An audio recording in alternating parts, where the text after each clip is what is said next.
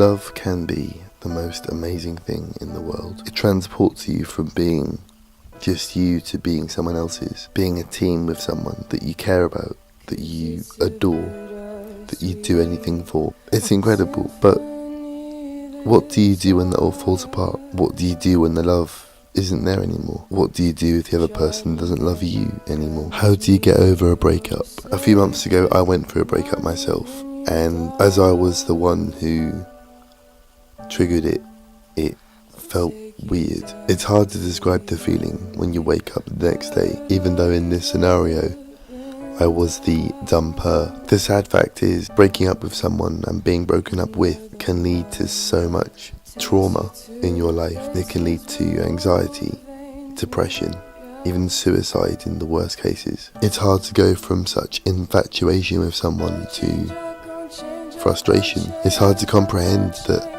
your sentence, your paragraph, your story with someone has been cut short mid-sentence. There is no full stop, it's ellipses. It can be hard to comprehend how much you're going to miss someone, how much they're going to leave a lasting impact on your life. Sometimes there isn't an impact, but you have to gamble with your emotion. There's a saying going around that for women it takes seconds for them to completely lose control of their emotions over a breakup, and they're sad or they're depressed or whatever for a while. But for men, apparently, the sadness isn't there straight away, and then it only takes a few weeks or days or whatever for the pain to be there. In my opinion, that isn't true. It depends on what sort of person you are. If you're a dependent person and you depend on having that love, that companionship, that friendship or whatever there, and they're suddenly gone, it's really, really difficult. I love people. I am a people person. I guess all it depends on is who you are and what you want from life and what you want from someone, and if you love that person that you're with. Having a strong friendship group is also really important. In my most recent breakup, because I started a new job, which is a very social job, not only did I have my other team members and staff members helping me out, I also had customers helping me out as well, which was crazy. And then there's the whole, what do you do afterwards? Find love again? Do you search for it? At the end of the day, it's down to you. It's down to what you want to do. There's no kind of rule book on how to deal with this sort of thing. Much like bereavement, really, in a weird, messed up way. I guess you are mourning the loss of a relationship, I guess. And if your strategy is to effectively find a rebound, which is a horrible way of putting it, but if that's what you want to do, then that's what you want to do. Just don't tell them that they're a rebound. That's not a very nice thing to do, but that's not the point. The point is, if it's your way of coping with this sort of stuff, then just go for it. Honestly, the way that you deal with it is purely your choosing. Obviously, things like films, music, TV, they're all there to cater for your needs in terms of lyrical analysis and sonic analysis. Love songs, for example. There is so many love songs, thousands, millions of love songs. In fact, the Beatles pretty much wrote a whole album of love songs. Dip your toes into different genres of music. Try and find some lyrics that can kind of calm you down and help you out a little bit. And if you're struggling and you need someone to talk to, don't be afraid to speak to someone about your problems, about your relationship issues, whether trying to win them back is a good idea, or what they would do in your situation. I would try and ask a few different people, from people who know you really well to people who you know well, like acquaintances. Maybe even ask family as well. There's some bitter, harsh reality truths. For example, for me, if I'm seeing someone or I'm with someone and then for whatever reason we stop seeing each other, I tend to miss their home, their family, their aesthetic more than them, and then I start to miss the person again. The bottom line is, breakups are incredibly hard to deal with at the best of times. So if you're going through one right now, I just wish you all the best of luck. And it goes without saying, if you're struggling with depression or anxiety or whatever, once again, speak to someone. Professional help is always there. Go to the doctors. It is tough, but that's just life. It's like an endless supply of people, like Tic Tacs.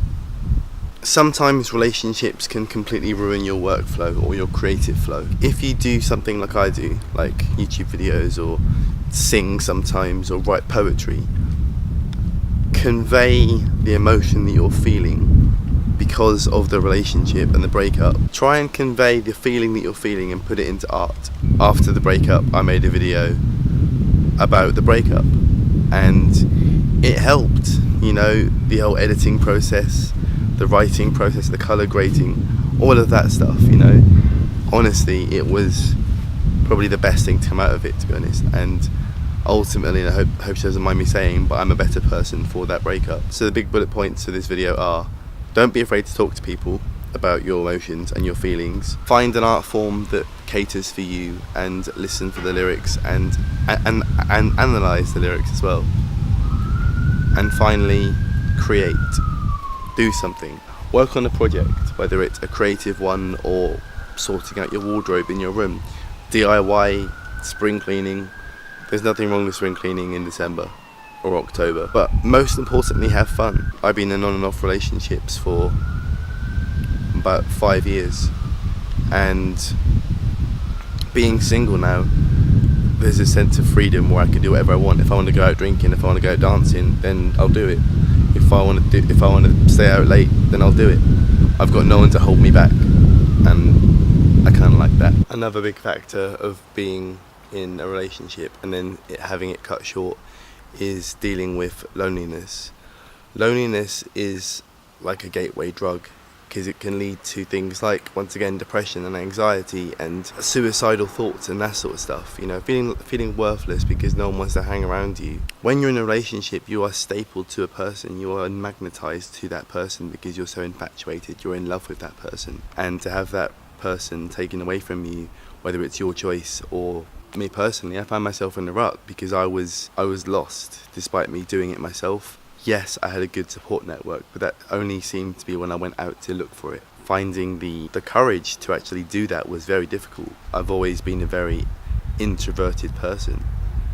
My job does bring out the extrovert in me. At the time, I was doing 3 to 4 days a week. Now I'm doing 5, 6 sometimes. I needed a body. I needed somebody to speak to about my problems and engage with my problems, you know, and I did become very lonely.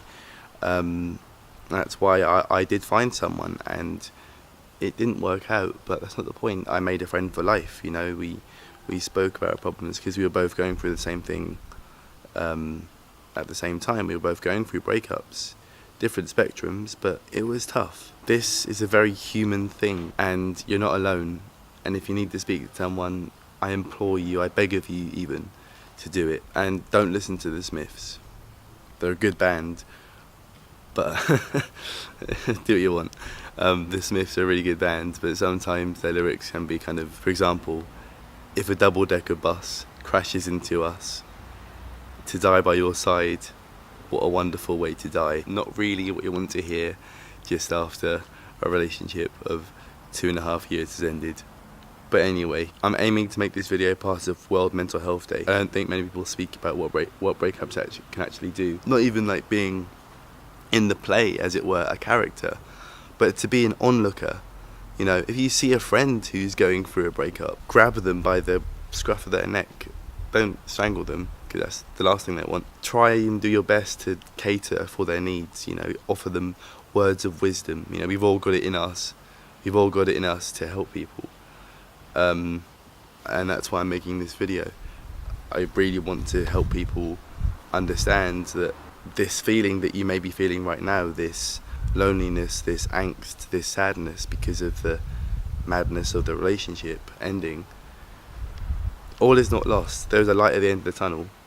All you've got to do is move and go towards it. It's not really a positive message to send to people, you know, go towards the light, but, you know,